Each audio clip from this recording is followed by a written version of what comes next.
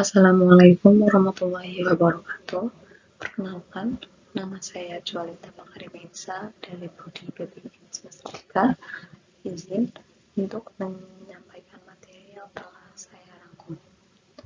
Yang pertama, itu ada teori Auguste Comte dan Patrick Sorokin.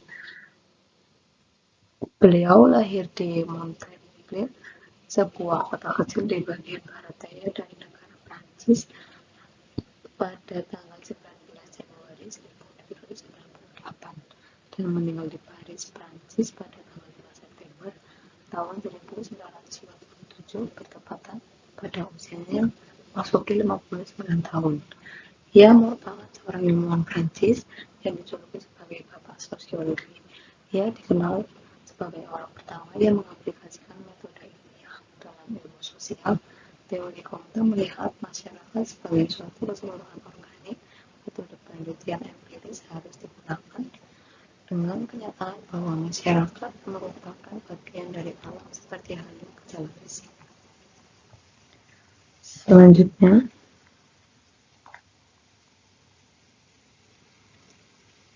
Comte mengatakan bahwa jika kita melihat semangat positif dalam hubungannya dengan konsepsi ilmiah, maka kita akan menemukan bahwa filsafat ini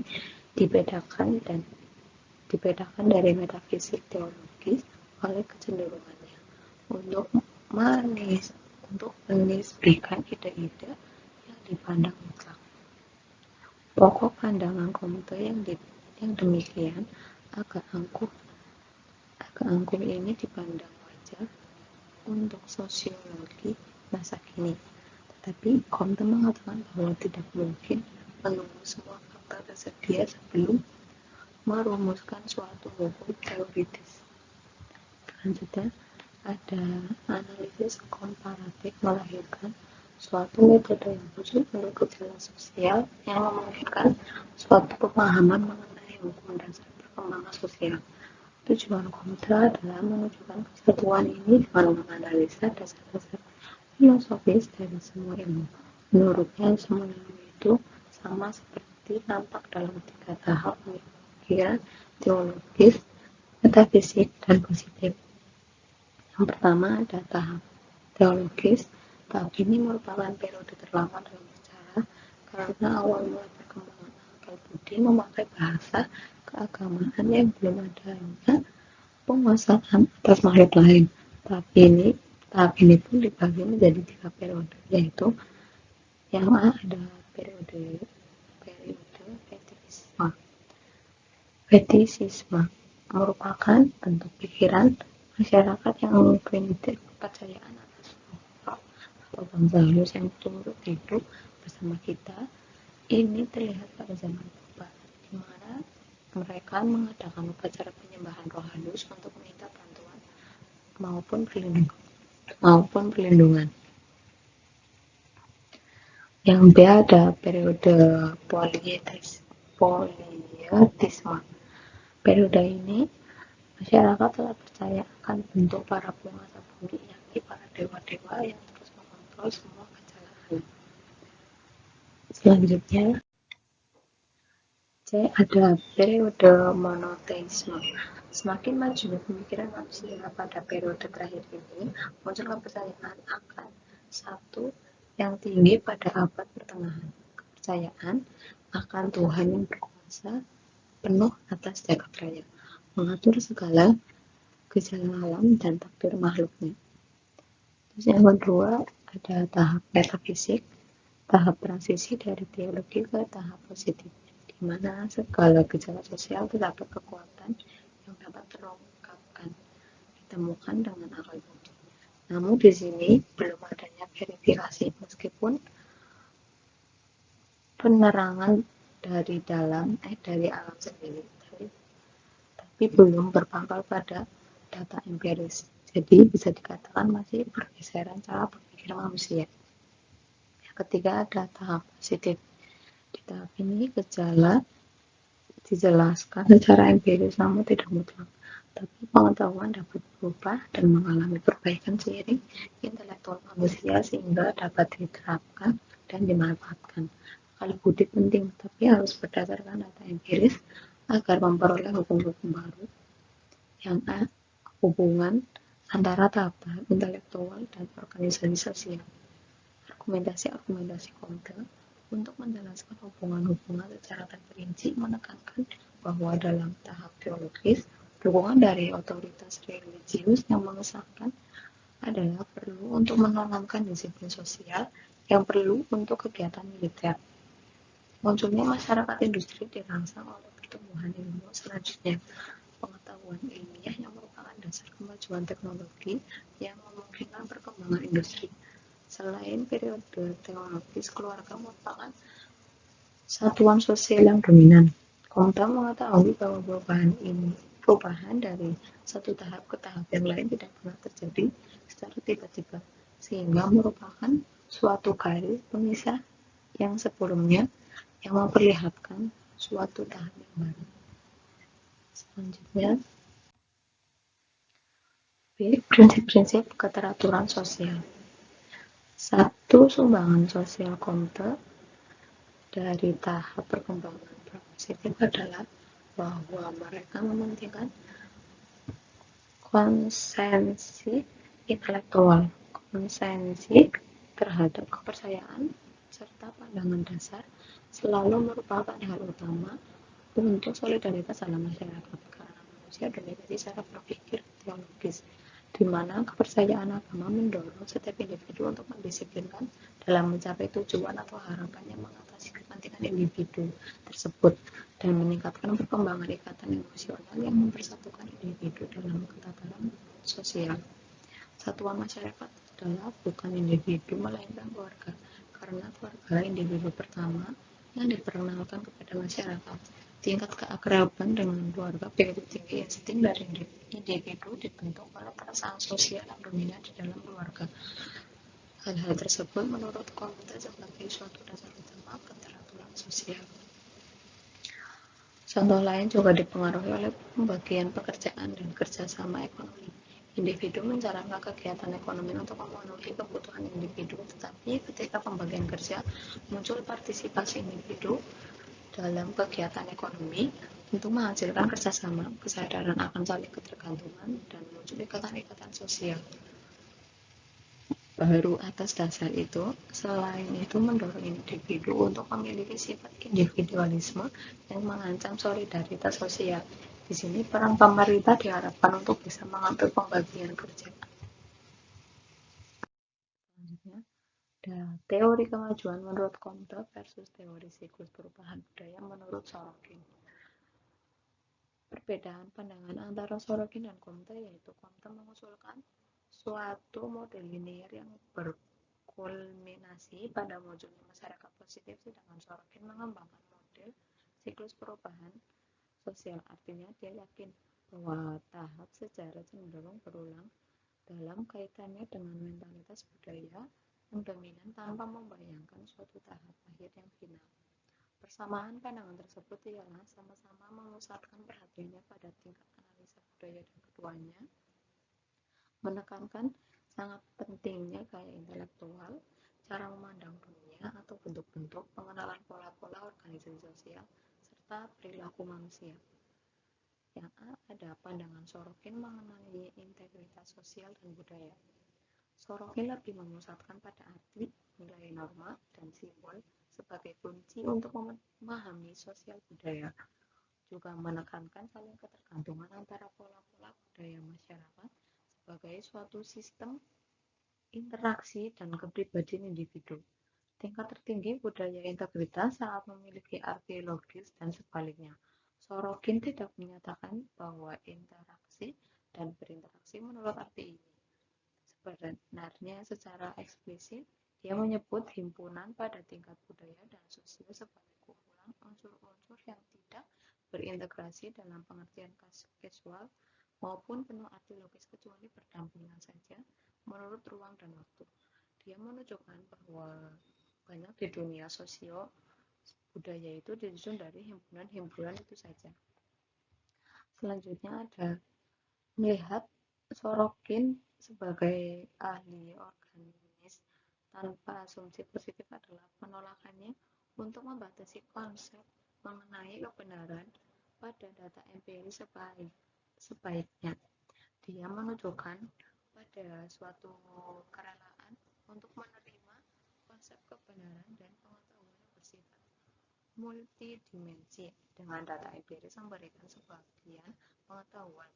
Dia menekankan pentingnya mengetahui tingkat integritas yang berbeda dan mengkhususkan tingkat di mana aspek yang berbeda dalam kenyataan sosio budaya dapat dikatakan terintegrasikan. Misalnya, dua unsur kebudayaan mungkin terintegrasi hanya karena hubungan unsur yang ketiga hal ini merupakan tingkat integrasi yang paling mudah daripada konsisten logis penuh arti antara dua unsur itu sendiri. Contohnya, untuk buku keagamaan gereja di seminari merupakan integritas penuh arti logis dari unsur-unsur tertentu, sedangkan gedung bioskop untuk orang dewasa di bagian kota tertentu merupakan himpunan saja. Selanjutnya,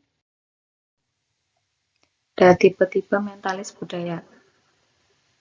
Tiga tipe mentalis budaya menurut Sorokin yaitu ada kebudayaan ideasional aksetik dan aktif, kebudayaan indrawi aktif, pasif, dan sinis.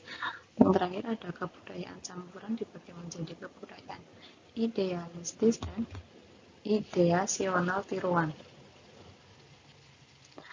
Materi yang kedua ada 7 topik yang dibicarakan di dalam sosiolinguistik. Yang pertama, identitas sosial penutur. Identitas sosial penutur yang dimaksud adalah identitas yang berkaitan dengan penutur seperti apa, siapa penutur, serta bagaimana hubungan dengan lawan tutur tersebut. Identitas penutur contohnya seperti keluarga terdekat, ayah, ibu, kakak, adik, paman, dan lain-lain. Atau bisa teman, sahabat, atasan atau bawahan kerja, guru, murid, tenaga, dan lain-lain. Identitas penutur ini juga dapat berpengaruh pada kode yang diucapkan. Selanjutnya, ada identitas sosial pendengar, yang mana tentu harus dilihat dari pihak penutur. Dengan demikian, contoh identitas pendengar itu pun ada keluarga, teman, tetangga, guru, dan lain-lain. Juga akan mempengaruhi pilihan kode dalam bertutur. Yang ketiga ada lingkungan sosial tempat peristiwa tutur. Lingkungan sosial yaitu tempat terjadinya percakapan. Hal ini dapat mempengaruhi kode dan gaya dalam bercakap. Misalnya berupa di dalam masjid, di lapangan sepak bola, di ruang kuliah, di perpustakaan, atau di pinggir jalan. Contohnya di dalam ruang perpustakaan. Tentunya kita tidak boleh berbicara dengan suara keras. Dan pada di lapangan kerja kita boleh berbicara keras-keras, malah di ruang yang bising dengan suara mesin-mesin kita harus berbicara dengan keras, sebab kalau tidak keras tentu tidak dapat didengar oleh lawan bicara kita.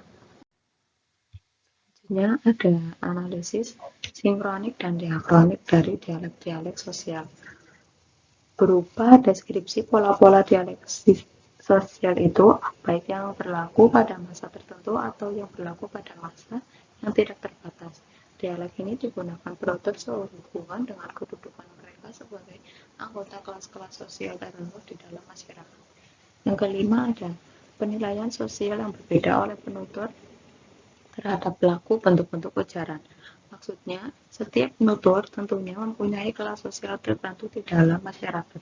Dengan demikian, berdasarkan kelas sosialnya itu, dia mempunyai penilaian sendiri yang tentunya sama atau jika berbeda tidak akan terlalu jauh dari kelas sosialnya terhadap bentuk-bentuk perilaku ujaran yang berlangsung.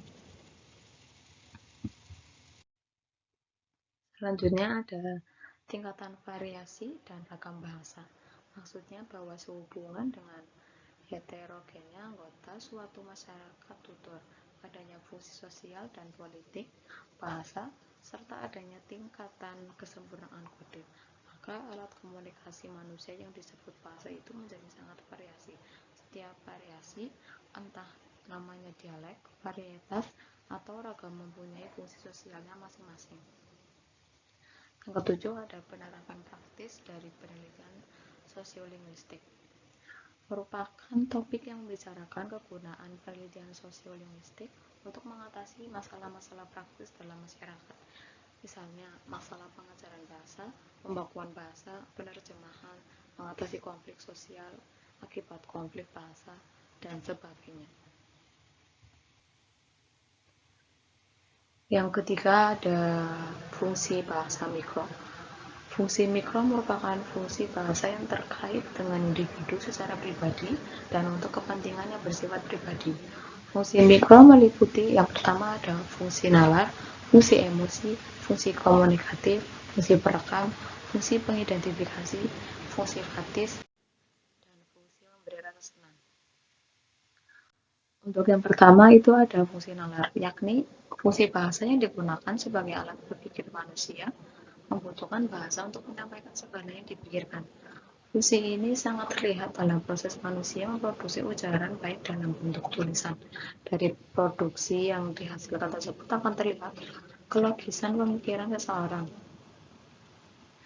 Contohnya, janur kuning yang ada di persimpangan jalan dapat dinalarkan sebagai tanda bahwa bagi masyarakat umum bahwa di daerah tersebut sedang diadakannya pesta pernikahan. Yang kedua ada fungsi emosi, yakni